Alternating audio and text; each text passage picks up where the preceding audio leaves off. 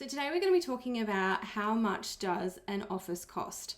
And this can be quite an exciting time for many organisations, but it can also be really, really daunting because when we're going out and we're creating a new office space, it can be quite overwhelming. It can be, it's quite unusual for us. It's not something we do all of the time. It is something that is generally only happening every 5 to sort of 8 years time. So when we do it, it's something that's a really big decision for us. It's going to be our home for the next 5 to 10 years potentially, depending on the lease term that you sign. And there's a lot of considerations that go into understanding what the office space is that you want to be leasing before we even get to the topic of how much is it actually going to cost. And the real thing is that when you're looking at how much your office is going to cost you, there are so many variables in it, and there's a lot of blanket statements that get put around. So an office in reality can cost you anywhere from as little as $700 or $800 a square meter up to absolute thousands. And then the reason that has such variability is because it really determined by so many different factors, and those blanket statements really don't have a lot of foundation that sits underneath them. They're just kind of throwaway comments. And what I want to go through today is looking at all the different factors that actually contribute to how much your office is going to cost and what it is that you're going to need to be considering as you move through that. So the first thing I'm going to talk about is the floor area. So the actual size of your office plays a really big factor in how much it's going to cost. Now, when we're looking at a very small office, so let's say something around 300 to 500 square meters, you've got a lot of things that you need to put into that space. So you've got a kitchen because you need to be able to provide, fresh drinking water and somewhere for your employees to be able to sit and have their lunch. But you're also going to need to have a reception, most likely a boardroom, some meeting rooms. You might need to have an office.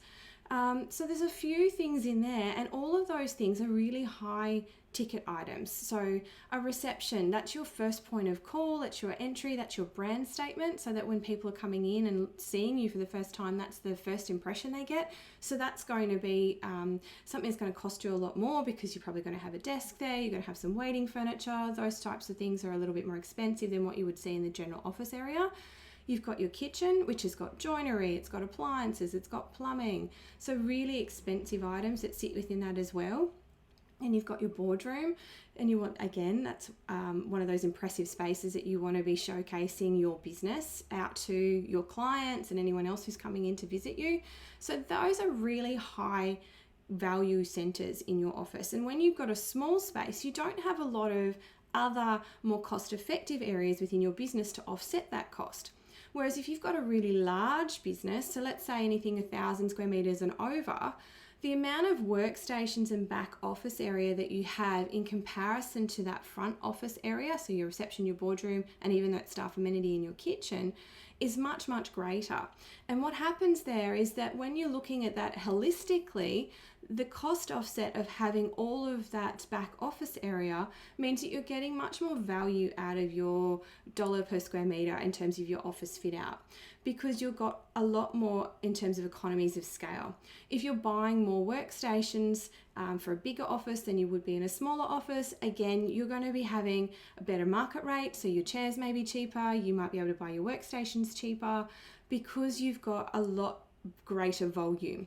Your freight gets offset. There's all of these sorts of factors that sit underneath that and contribute into how much that's going to cost and what that overall cost looks like as a holistic package. So that's one big factor. So with more space, you're going to get greater economies of scale, and therefore that cost per square meter is going to be significantly less than if you've got a smaller office because of all of those high value centers that sit in there. The next big factor that consists in your how much your office is going to cost you is the style of the workplace that you're going to build. If you're looking at creating a traditional style of workplace environment, you're going to have a lot of offices, you may have a lot of meeting rooms and boardroom spaces.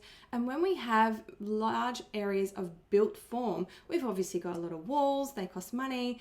There's also doors that go into those rooms. Then what we've also got that you don't see is all of the stuff that happens in the ceiling. So in the ceiling, you've got your mechanical, or your air conditioning, you've got your lighting, you've got fire.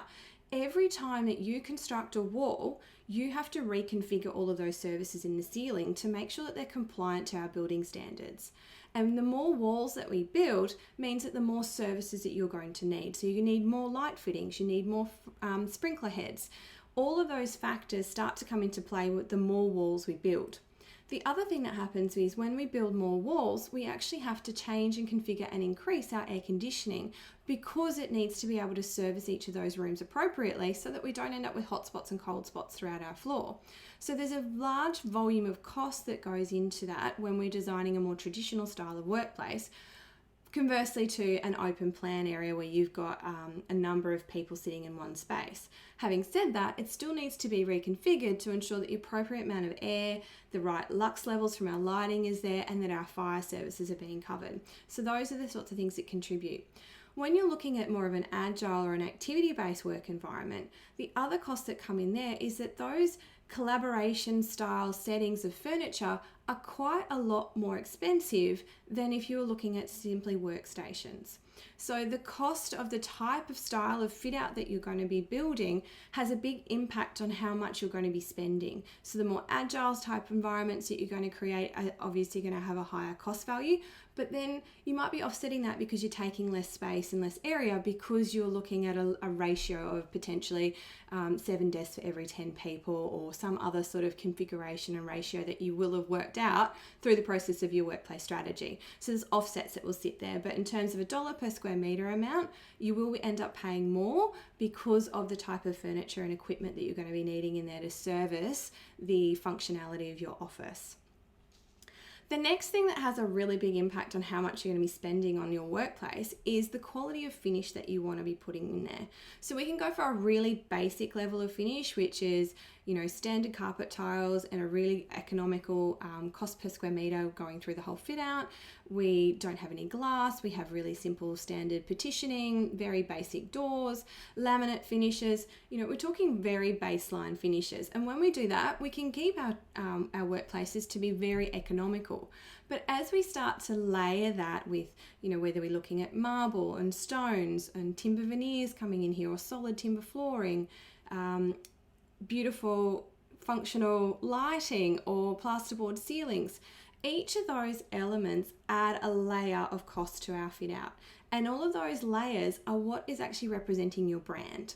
So this is where I start to see the cost gets increased, and it's actually reflective of who you are as an organization and how you want not only your clients to view you, but also your employees. So if we're working with a client, they might go, we really don't want to be seen as being very ostentatious, but we want to be seen as being professional. There's a middle range there, and that's going to look different for every organization, but that is your brand being represented, and that has a price tag attached to it. If you're a high-end legal firm and you might be charging, really, really expensive in fees, you want to be looking the part. So therefore your cost of your fit out is going to be a much higher level than if I am potentially a not-for-profit and servicing people free of charge. So I need to make sure that my office fit out reflects who my clientele are and how I want to be viewed and represented in the market. So that's going to make a big difference in terms of how you want to be seen and also how much money you're going to be spending on your office fit out. The other thing that comes into play when you're looking at how much your office is going to cost is time. Now there's two factors around time. One is how quickly do I need to actually get this built? So let's say my lease is expiring and I haven't been able to find a suitable space, and great, I found somewhere, but I need to move really quickly and move out of my current work environment into the new office environment. And that means that I've got a really condensed short program, which means that people are going to have to be working out of hours and over weekends to get that done. So that means that you're probably going to be paying for escalation costs. That means that we're paying for someone to do this as quickly as I possibly can and in the shortest amount of time. But that means that they're working overtime, they might be working double shifts, they're working weekends. So you're having to pay for that in additional cost because the tradesmen that you are hiring are working out of hours. So that's one possibility. The other possibility is, depending on what's happening within your business, the works might need to actually be done out of hours, whether or not that's because you're needing to do a staged relocation or a reconfiguration of your space. Again, so you've got potential costs that are applied there because you are having to do this in a sort of a non-traditional sort of arrangement by doing things out of hours. Now, what some people don't quite understand is that there is a way when you're doing this that you can actually save yourself considerable amount of money when you're looking at relocating your office in terms of how much that office is going to cost you. And all of this comes down to how you negotiate your lease deal. So your lease deal actually has a really big part to play in how much your office is going to cost you.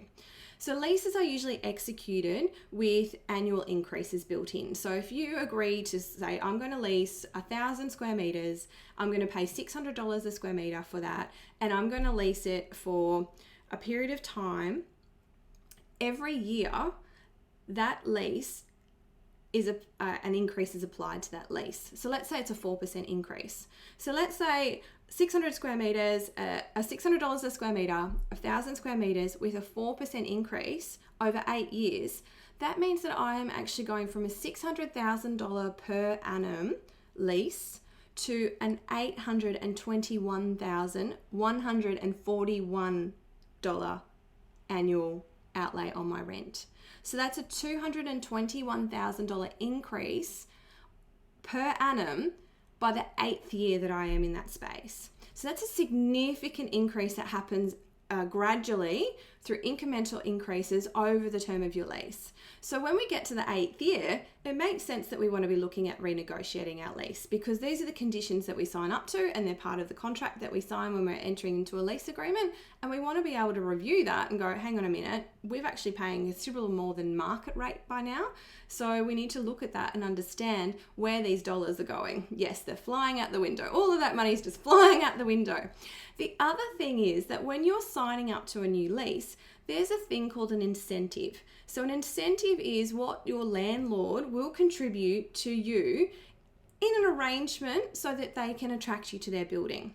So let's say I'm going to look at building X over here, and Mr. Landlord says to me, if you come and lease my space, I'm going to charge you $600 a square meter, but I'm also going to give you a 30% incentive for you to sign up to my building. So the way that that gets calculated is that they look at how many square meters you're taking by the amount of rent that you're going to be paying per square meter over the term of your lease. So this is multiplied out over that term of the lease, and then they apply an incentive. So let's say again, we've got a $600 a square meter fit out.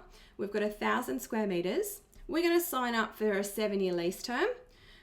And then the landlord is going to give me 30% as an incentive. So this is my bonus money to come and lease in their building.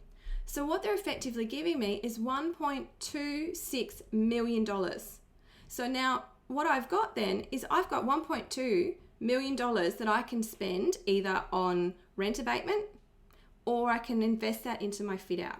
Now, this will be determined by the negotiation that you do with your leasing agent and your landlord. And I highly recommend that you get a tenant advocate or someone else to assist you in this process, because it is a complicated process and you do need support to ensure that you actually understand all the details that go into this. But you're effectively getting a bonus round of money to be able to relocate your business into their new premises.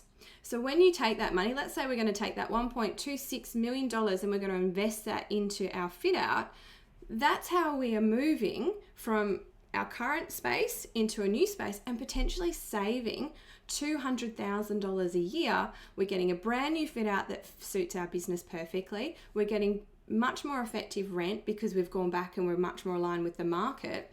And all of a sudden we have got a fantastic new office. It suits our business as it does right now, and it's costing us less than what the previous one does. So what we've actually been able to do is completely readjust our business, potentially find considerable cost savings off our bottom line, and get a great new business workplace that's going to support our team to be able to go forward in how they actually need to work right now. So there are a lot of variables that go into actually understanding and calculating how much an office is going to cost. And you need to have done your homework. You need to have had your strategy in place. You need to have understood your business, because when you're looking at this, do you want a traditional office? Do you want an agile office? Do you need to be able to support your people by able to come into work every day? Or are they going to be much more of a flexible and mobile workforce? So these are all considerations that need to come into play. And they're all going to be factors that contribute to how much your space is actually going to cost you to fit it out. So what I want you to do is reconsider all of those things, but it does take a lot more information and a lot more detail to try to extract that. So what we have put together is a program called Your Workplace Future Ready. And in that program, what we'll be doing is laying all of the foundations so that you can start to look at your workplace as an asset. Your business should be able to make money from your fit out. And that happens because of the way that people are able to connect and to collaborate. And so when we start to look at how our office fit out is actually costing us, it's more about what the return on that investment is going to be. So I highly encourage you to have a look at that course. If you jump onto our website, you'll see that one. And I'll also put the link into the community dialogue. So it's Your Workplace Future Ready. It's actually a course that I'm running under my name. It's melissamarsden.com.au. I'll pop that in into the comments. The other thing that I just wanted to highlight is the podcast is now up and live. We have 3 episodes up there ready for your listening pleasure. The first one is with Nadia Taylor from Mapian, was formerly Livingston's, and it's talking about the value of business values. We've also been speaking with Dr. Libby Sander from Bond University, and we're talking about the actual impact that workplaces can have on our performance and our profitability. And they also got up there Doug Warby from Hall Chadwick, and we're talking about the brand story that they've got and how much it was founded in their country values. We've also got some exciting new episodes coming up in the next few weeks. So they're they're landing every fortnight. So if you're interested in hearing a little bit more about how workplace design can actually leverage your business forward and help with productivity and performance, I highly recommend you jump in on that one. But thanks very much for joining us today. If anyone's got any comments, I sort of said this a little bit earlier, jump on and leave them in the comment section. I'm happy to answer any of those. But if no one's got any comments, please come in and join us in the community dialogue group on Facebook. We look forward to seeing you there and to be continuing the conversation. I'll see you next week.